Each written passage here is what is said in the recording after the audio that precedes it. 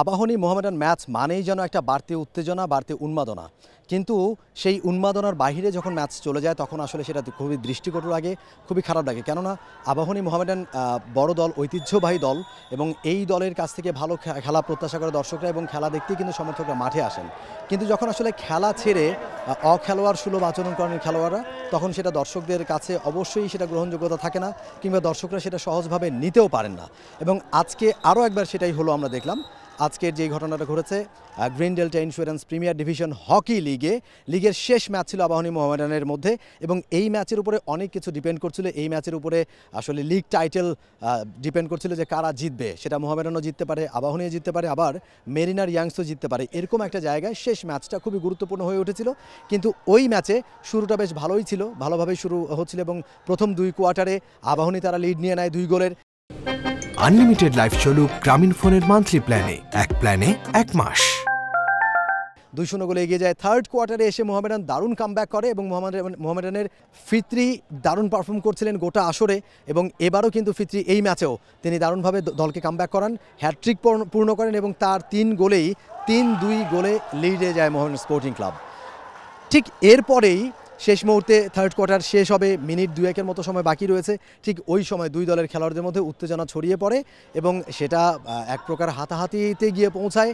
2 দলের খেলোয়াড়রা তারা বাকবিতণ্ডা এবং এক পর্যায়ে হাতাহাতিতে গিয়ে পৌঁছায় এবং শেষ পর্যন্ত আম্পায়াররা খেলাটা স্টপ করতে বাধ্য হন, খেলাটা থামান ওই সময়। এবং সেই ঘটনাটা নিশ্চয়ই আপনারা দেখতেই পাচ্ছেন এই সময় যে তখন কী ঘটনা ঘটেছিল।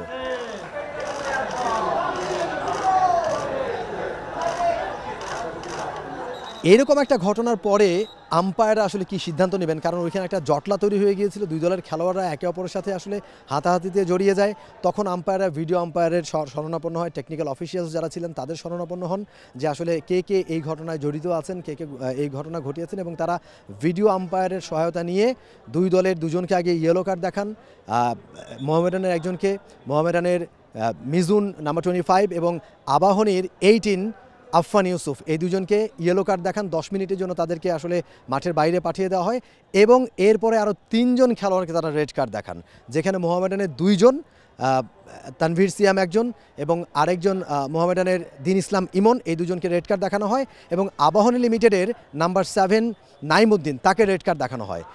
যেহেতু মোহামেডানের গুরুত্বপূর্ণ কয়েকজন প্লেয়ার, একজন ইয়েলো কার্ড পেয়েছেন, 10 মিনিট তিনি খেলতে পারবেন না, এবং 2 জন রেড কার্ড পেয়েছেন, 2 জনই খেলতে পারবেন না। সুতরাং এবং আবাহনী যেহেতু মাত্র 2 জন প্লেয়ার, একজন ইয়েলো কার্ড পেয়েছেন, একজন রেড কার্ড পেয়েছেন, সুতরাং সেই দিক থেকে বিবেচনা করলে মোহামেডান আসলে কিছুটা দুর্বলই হয়ে পড়েছিল, এবং যে কারণে তারা বলছিল যে তাদের দাবিটা ছিল যে আমাদের প্লেয়াররা এই ঝামেলায় জড়ায়নি এবং আমাদের প্রতি যেই সিদ্ধান্তটা দেওয়া হয়েছে সেটা মোটেও ঠিক না।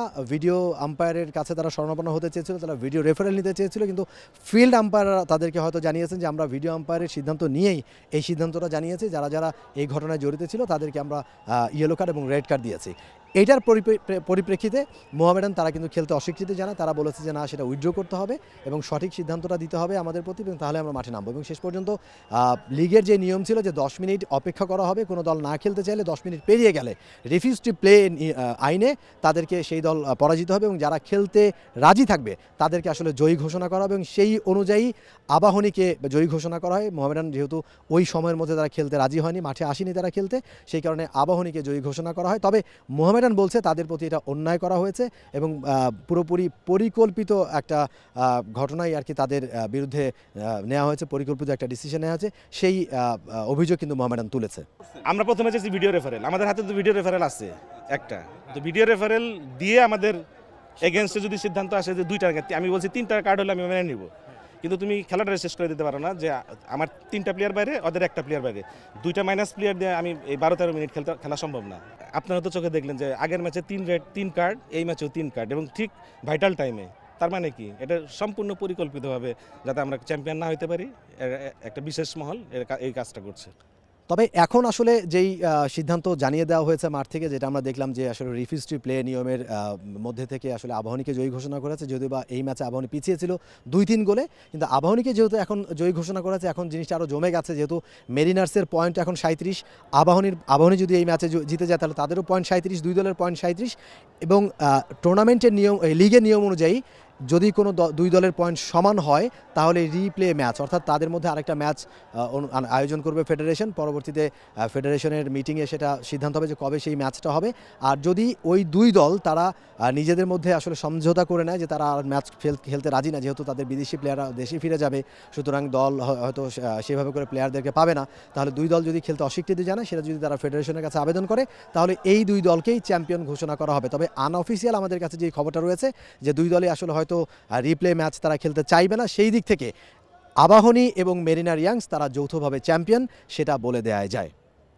মমিন Rohan, T Sports, Maulana Bhasani hockey stadium, Dhaka. For more updates, subscribe to our YouTube channel and click on the bell icon. Follow us on Facebook and Instagram. Download T Sports app to enjoy exciting games and highlights. Visit tsports.com.